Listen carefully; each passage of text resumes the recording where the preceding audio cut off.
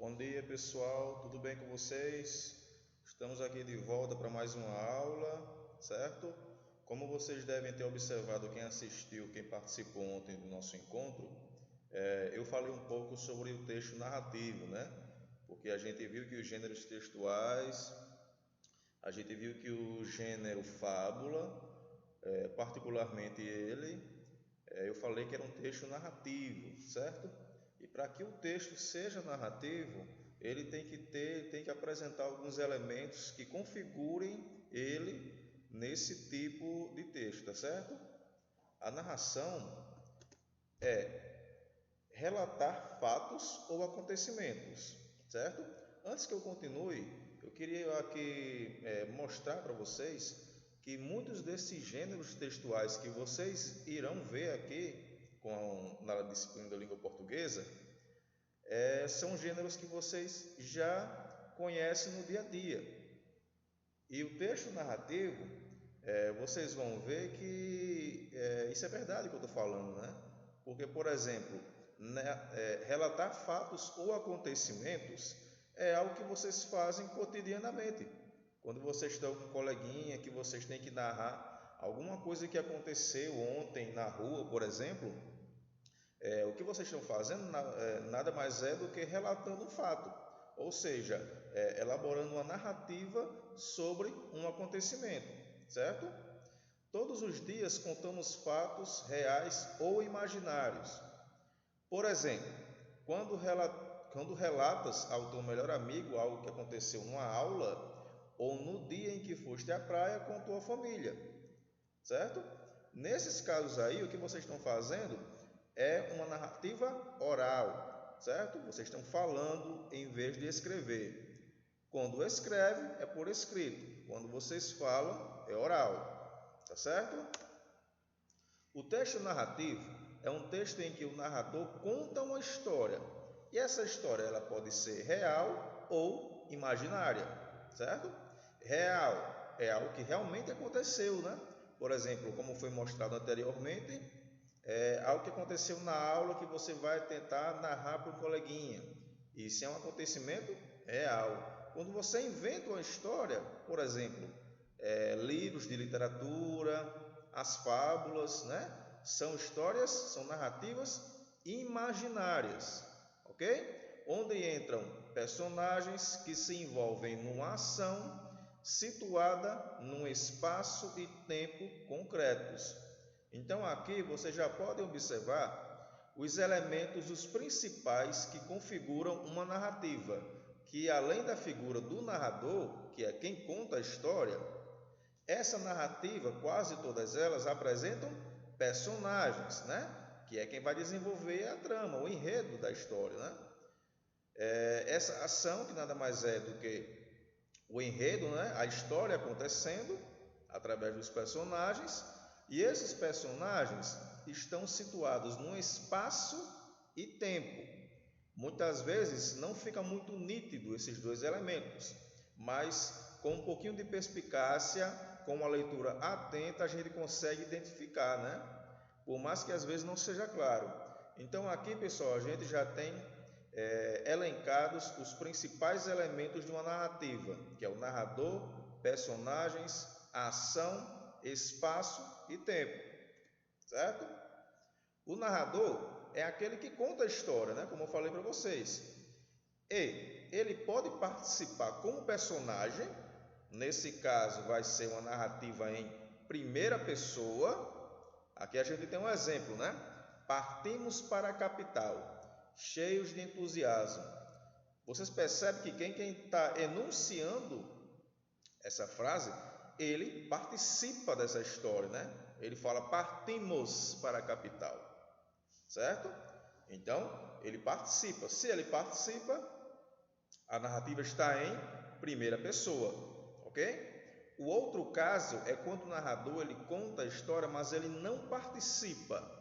Ele apenas narra, ele é um narrador observador, certo?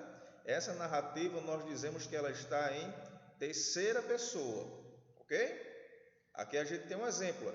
O Afonso trepou a árvore de lá conseguiu alcançar o vasto horizonte. A gente tem a foto aí ao lado, né? descrevendo essa pequena narrativa. Observem que, nesse caso, o narrador ele não participa da história.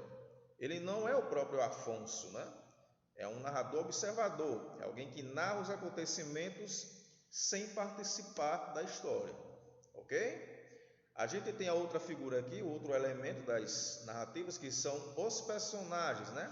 Que são os que interferem, né? Os que participam da ação, do enredo.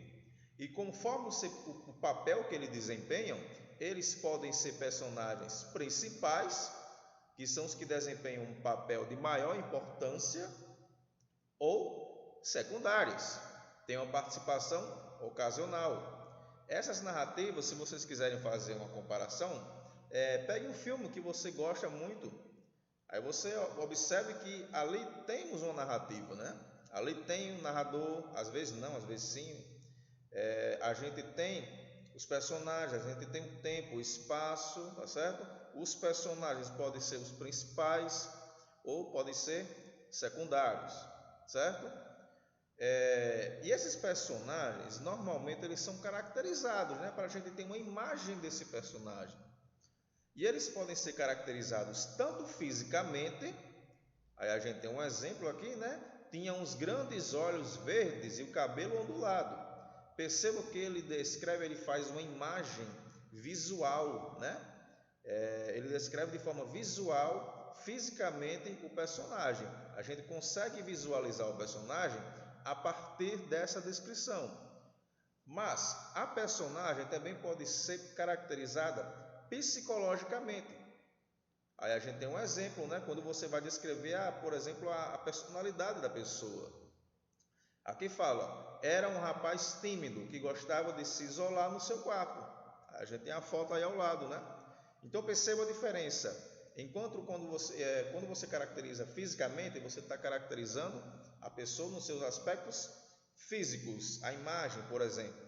E psicologicamente é a personalidade da pessoa, tá certo? O espaço é o local ou locais onde os acontecimentos se desenrolam. Aí a gente tem um exemplo aqui, avançou pela rua ladeada por árvores de grande porte. A gente tem a imagem aí ao lado, né? Então, esse seria o espaço onde acontece uma determinada narrativa. O tempo, que são dois aspectos que são muito interligados, né? O espaço e o tempo. O tempo é um momento ou momentos em que decorre a ação, marcado pelo relógio e pelo calendário. Nem sempre, né? Mas basicamente é isso. Aí a gente tem aqui um exemplo. Partiu ao início da manhã, com a mochila às costas. Então, observem que nesse exemplo aí a gente consegue ter uma ideia bem clara do horário, né? Do tempo em que essa narrativa está acontecendo, que é no início da manhã. Certo? A ação ou enredo, vocês vão ver em outras situações eu falar enredo e ação, são de certa forma equivalentes aqui nesse caso. A ação é o conjunto de acontecimentos que tem lugar ao longo da narração. São as coisas que acontecem na história, né? E uma narrativa geralmente ela tem três partes essenciais. A gente tem a introdução, que é chamada de situação inicial. A gente tem um desenvolvimento, que são as peripécias, né? Esse desenvolvimento a gente pode subdividir em conflito e clímax. Isso a gente vai estudar de forma pormenorizada um pouco depois. Mas não esqueçam, né? Onde tem desenvolvimento aí, vocês podem imaginar esses dois elementos aqui, o conflito e o clímax. E a conclusão, que é o final, né? É o desfecho da história. Certo? Em um texto narrativo, há momentos de narração, né? O relato de acontecimentos onde predomina o pretérito perfeito, que é a forma verbal, né? No passado, um passado que já aconteceu, que é a forma que predomina, né? Nas narrativas, né? Porque vamos pensar aqui, uma narração, você faz uma narrativa de fatos que já aconteceram, fatos que estão no passado, certo? Pelo menos basicamente seria assim. E aqui a gente tem um exemplo, né? O comboio partiu à hora marcada. Francisco olhou pela janela e viu o relógio da estação afastar-se lentamente. Aqui tem a narração pura e simples, né? O narrador, ele narrando a história. Só que a gente também tem momentos na narrativa em que o narrador, ele faz uma descrição, que é uma caracterização, das personagens, dos ambientes, onde predomina aí o pretérito imperfeito, que é o pretérito inconcluso, né? Pretérito aí passado. A gente tem um exemplo: a sala tinha uns enormes cortinados que filtravam a luz do sol. Então a gente tem um momento ali narrativo em que ele faz a descrição, que basicamente é você tirar uma fotografia através de palavras, certo? Descrever isso. E a gente tem momentos também na narrativa em que acontece o diálogo, né? Que é basicamente a conversa entre personagens, entre dois ou mais personagens. Às vezes vocês podem encontrar o personagem falando sozinho, nesse caso seria um monólogo, né? Então, diálogo é a conversa entre personagens. Aí a gente tem um exemplo, né? Aí embaixo.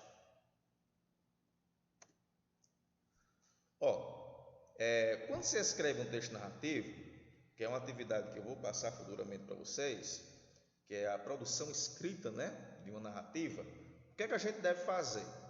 A gente deve fazer um plano, né? A gente deve planejar como a gente vai escrever essa história.